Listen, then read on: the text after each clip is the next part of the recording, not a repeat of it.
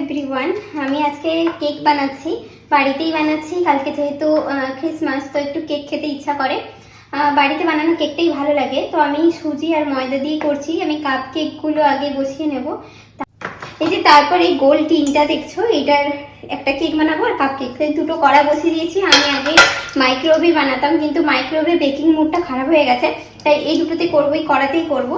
আর এই যে আমন্ড আর কাজু কেটে নিয়েছি, আর উপর থেকে টুটি ফুটি দেবো, ব্যাস এটাই।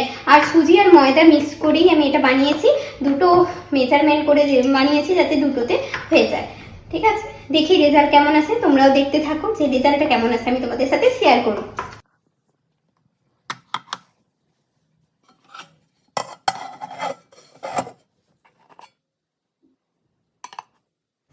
এই যে আমার কেক বানানো হয়ে গেছে, কেমন হয়েছে জানাবে।